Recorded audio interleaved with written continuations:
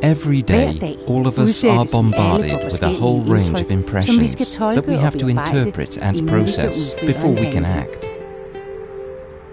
To cope with this task, we use a variety of cognitive aids, including calendars, recipes, or GPS navigators.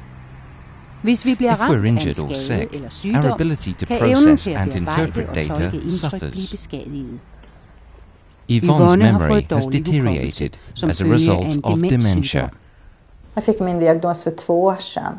Det var ju mycket så att man skulle hålla ordning även på hennes saker som hon behövde göra. Hon skulle till läkaren och skulle påminna och så att det inte missades någonting. Men det är ju framförallt närminnet som trasslar. Men då ska jag passa på att gå och lägga in det i min planer direkt nu då.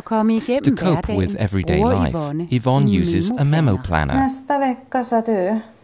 Torsdagen är alldeles ren. Memo planner is a cognitive aid which gives structure to daily tasks and provides reminders at the right time. For example, getting to work on time, planned activities, remembering birthdays, and paying bills. Jag tappade ditt namn igen.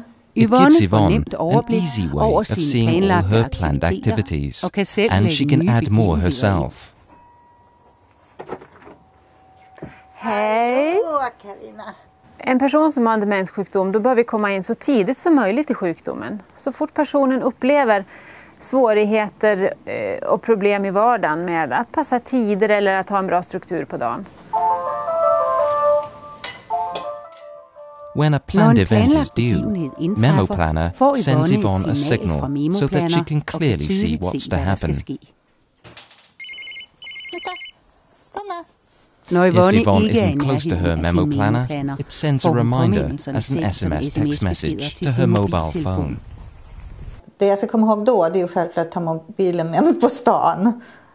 Och jag kan ju se att hon i en framtid kommer att kunna använda den här väldigt mycket. Idag har hon, som hon säger, sin trygghet i datorn. Nu har jag kontroll. Nu har jag min extra hjärna. Nu vet jag när jag ska iväg.